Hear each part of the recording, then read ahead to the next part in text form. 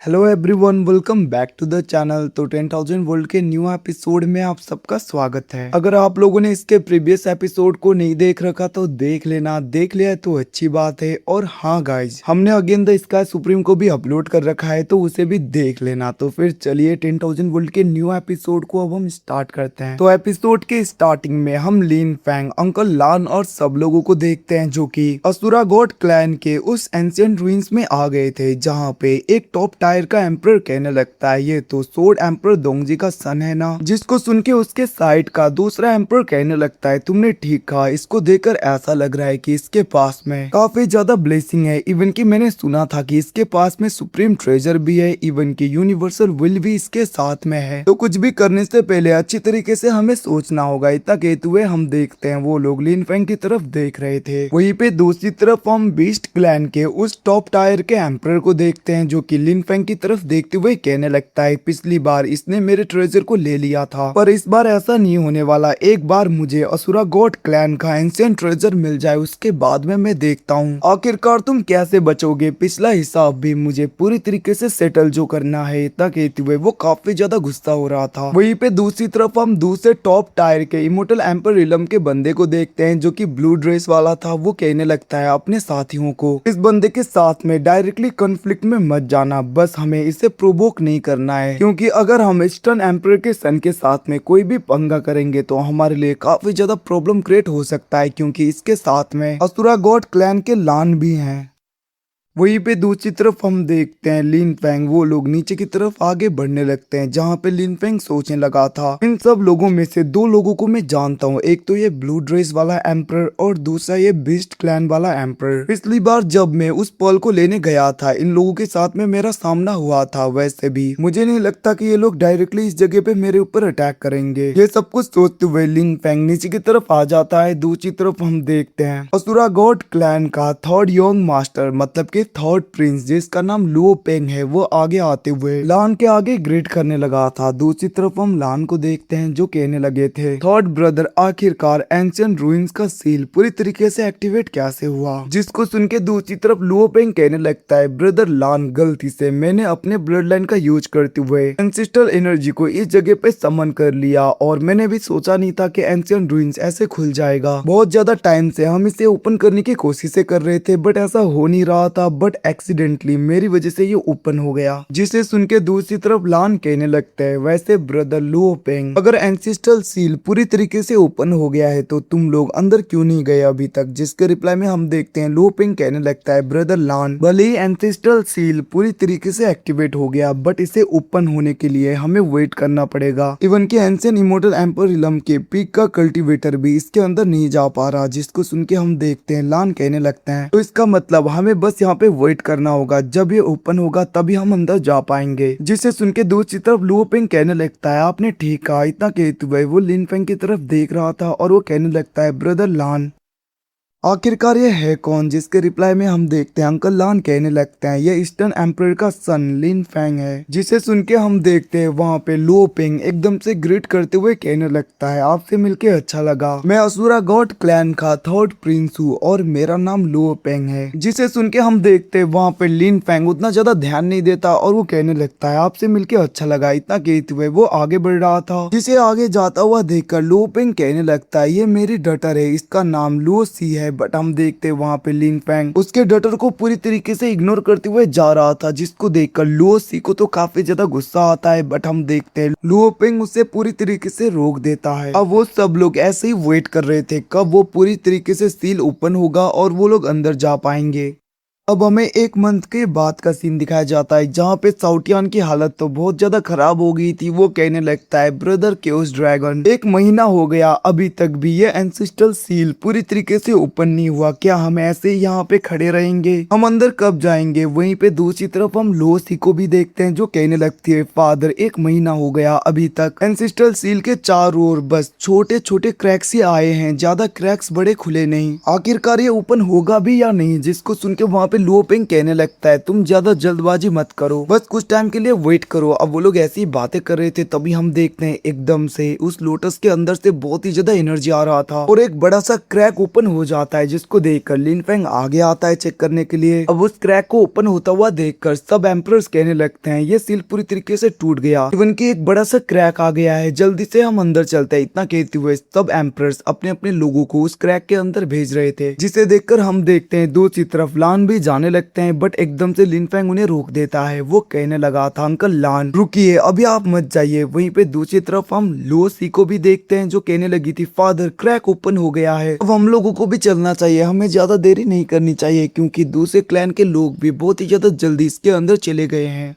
जिसे सुन के लो पेंग भी अपने कुछ पपेट्स को आगे की तरफ भेज देता है। अब हम देखते हैं वहीं पे साउटियान भी आगे जा रहा था, बट वो लोग जैसे उस क्रैक के अंदर जा पाते उससे पहले उस लोटस के अंदर से बहुत ही ज्यादा एनर्जी बार की तरफ आने लगता है, जिसकी वजह से हम देखते हैं कुछ लोग तो वहीं पे खत्म हो जाते हैं, इवन की लो पेंग का पपेट भी डिस्ट्रॉय हो गए थे, दूसरे लोग भी खत्म हो जाते हैं। वहीं पे वो एनर्जी काफी ज्यादा तेजी में आगे की तरफ बढ़ रहा था, जिसको देखकर लिन फेंग चारों ओर एक बैरियर बनाता है। दूसरी तरफ लो पेंग भी ऐसा ही कर रहा था। वहीं पे हम साउटियान को देखते हैं, जो कि बहुत ही ज्यादा तेजी में पीछे की तरफ आ जाता है और वो कहने लगता है मास्टर ये एनर्जी तो बहुत ही ज्यादा टेरिफाइंग है, तो फिर आखिरकार अब हम इसके अंदर से कैसे जाएंगे। जिसको सुन के हम देखते हैं दूसरी तरफ वहाँ पे अंकल लान कहने लगे थे एक रास्ता है, हम एम्पर रिलम के आर्टिफैक्ट यूज करते हुए इसके अंदर जा तो सकते हैं, बट ये इतना ज्यादा आसान नहीं होगा, क्योंकि इससे पहले भी जिन लोगों ने एम्पर रिलम के आर्टिफैक्ट यूज करके इसे क्रश करने की कोशिश की है, ये अल्टार ये एनर्जी एम्पर रिलम के आर्टिफैक्ट को भी पूरी तरीके से डिस्ट्रॉय कर देता है। अब वहाँ पे अंकल लान की ये सब कुछ बातें सुन के साउटियान पूरी तरीके से पागल होने लगा था। वो कहने लगता है तो फिर आखिरकार हम इसे क्रॉस कैसे करेंगे, अगर एम्पर रिलम के आर्टिफैक्ट का यूज करने से पूरी तरीके से वो टूट जाता है या फिर वो डिस्ट्रॉय हो जाता है, तो फिर आखिरकार अब हम अंदर जाएंगे कैसे। अगर हम अंदर ही नहीं जा पाएंगे तो फिर वो सारे ट्रेजर वो सारे फॉर्चून मुझे कैसे मिलेगा। ये सब कुछ कहते हुए साउटियान पहले की तरह बहुत ज्यादा नौटंकी कर रहा था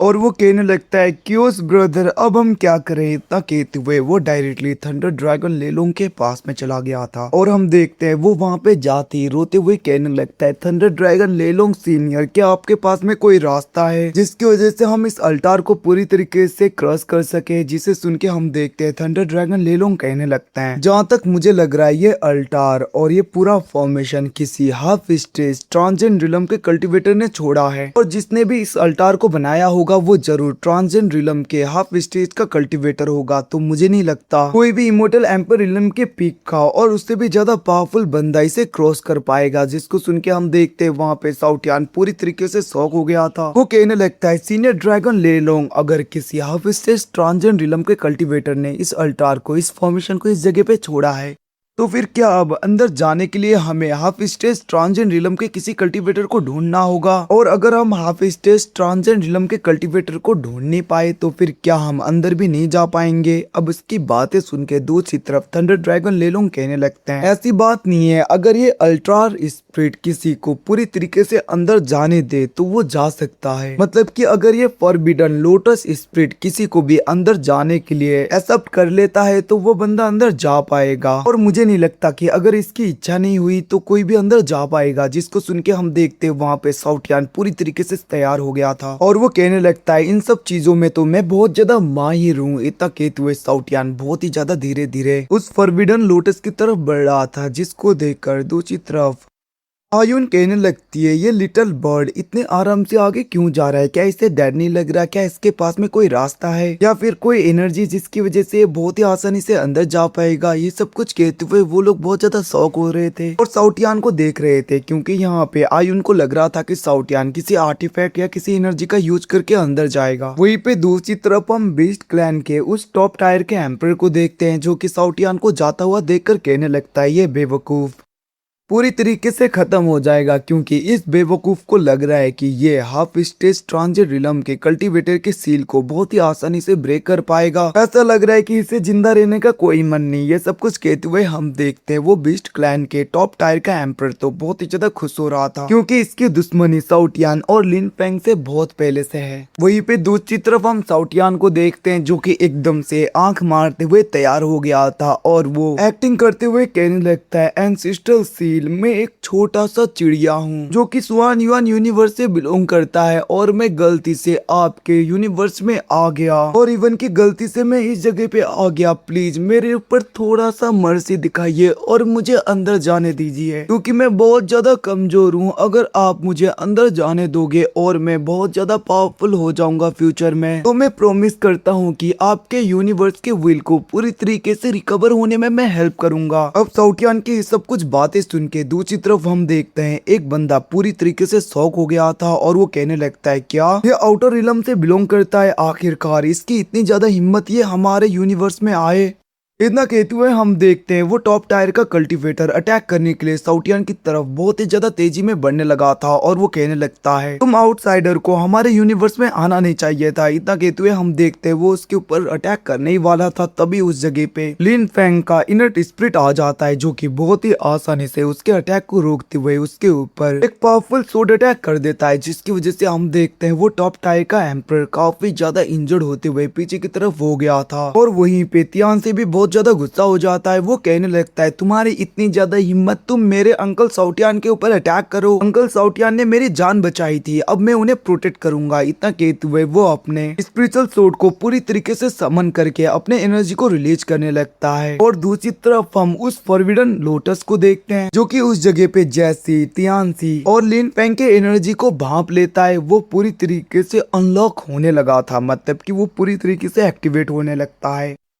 उसके अंदर से काफी ज्यादा एनर्जी बाहर की तरफ जाता है और हम देखते हैं एक पोर्टल उस जगह पे ओपन हो गया था, जिसे देखकर सारे एम्परर्स तो शॉक हो जाते हैं। इवन कि हम साउटियान को देखते हैं जो खुद भी बहुत ज्यादा शॉक था और वो कहने लगता है इसका मतलब मेरी टेक्निक पूरी तरीके से काम करेगी। वो कहने लगता है देखा ना, मैंने कहा था ना, मैं बहुत ही आसानी से इसे ओपन करवा दूंगा। देखो मेरी बातें सुन के एंसेस्ट्रल सील ने अपने दरवाजे को पूरी तरीके से ओपन कर दिया, अब तो यहाँ पे पोर्टल भी ओपन हो गया है। इतना कहते हुए वहाँ पे साउटियान बहुत ही ज्यादा खुश हो रहा था और हम देखते हैं वो उस पोर्टल के अंदर भी चला जाता है। तो गाइस यहाँ पे साउटियान को लग रहा है कि इसकी वजह से ये अंदर जा पाया, बट मैं बता दूं लिन फेंग के दाव एनर्जी की वजह से ये एक्टिवेट हुआ था और पोर्टल ओपन हुआ था, जिसकी वजह से एक बंदा अंदर जा पाया जो कि साउटियान है। ये सब कुछ लिन फेंग की वजह से ही हुआ है। अब वहाँ पे साउटियान को अंदर जाता हुआ देखकर सब लोग शॉक हो गए थे। उनमें से एक टॉप टायर का एम्पर कहने लगता है क्या सच में इसके अंदर जाना इतना ज्यादा आसान है?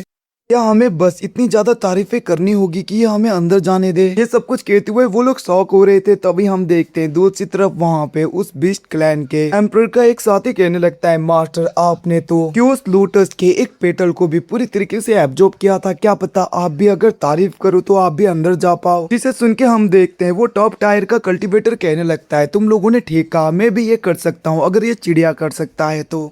इतना कहते हुए हम देखते हैं वो भी नीचे आ गया था और वो एकदम से एक्टिंग करते हुए कहने लगता है ओ महान सील, मैं यान हूँ जो कि स्वान युआन यूनिवर्स से गलती से इस यूनिवर्स में आ गया, अब बहुत ही ज्यादा महान हो। इतना कहते हुए हम देखते हैं वो अजीब सा एक्टिंग कर रहा था साउटियान जैसा और वो कहने लगता है महान सील आप मेरे ऊपर थोड़ा सा दया दिखाइए, मैं बहुत ज्यादा कमजोर हूँ, अगर आप थोड़ा सा मर्जी दिखा के हमें अंदर जाने दोगे तो मैं आपको प्रॉमिस करता हूँ एक बार मैं पावरफुल हो गया तो मैं आपके यूनिवर्स के विल को पूरी तरीके से रिपेयर करने में हेल्प करूंगा। ये मेरा प्रॉमिस रहा और मैं इस यूनिवर्स के हर लोगों को प्रोटेक्ट करूंगा, हर लोगों को। इतना कहते हुए हम देखते वहाँ पे वो बहुत ज्यादा नाटक कर रहा था साउटियान की तरह, जिसको देखकर दूसरी तरफ लूसी कहने लगता है ये बंदा कितना ज्यादा गए गुजरा है, पता नहीं कैसा कैसा एक्टिंग कर रहा है। अब हम देखते वो ऐसे ही नाटक कर रहा था, तभी एकदम से वो सोचने लगा था जैसे ही उस चिड़िया ने यहाँ पे ये सब कुछ बोला था तभी यहाँ पे इस रिलम के एक कल्टीवेटर ने अटैक किया था, तो मुझे भी उसने जो कहा वो कहना चाहिए। ना कहते हुए वो कहने लगता है इस यूनिवर्स के एलियन रेस को खत्म किया जाए। अब उसकी बातें सुन के एकदम से फॉरबिडन एरिया की वो स्पिरिट पूरी तरीके से जाग जाती है और वो कहने लगती है तुम्हारी इतनी हिम्मत आउटर रिलम के कल्टीवेटर, तुम मेरे रिलम में आके मेरे लोगों के ऊपर अटैक करने की बातें करो। इतना कहते हुए हम देखते हैं वो उसके ऊपर अटैक कर देती है और उसके अटैक से बचने के लिए वो अपने ब्लड लाइन के स्पिरिट को एक्टिवेट कर लेता है, जिसकी वजह से हम देखते हैं उसके एंसेस्टर का स्पिरिट उस जगह पे आ गया था जो कि उस अटैक को रोकने लगता है, जिसको देखकर वो स्पिरिट बाहर आ गई थी। वो कहने लगती है डार्क एम्परर क्या तुम यहाँ पे मेरे इस जगह को पूरी तरीके से डिस्ट्रॉय करना चाहते हो? जिसको सुन के उसका ब्लड लाइन स्पिरिट कहने लगता है तुम्हें यहाँ पे गलत फहमी हुई है, मैं तो बस अपने सन को प्रोटेक्ट करने की कोशिश कर रहा हूँ।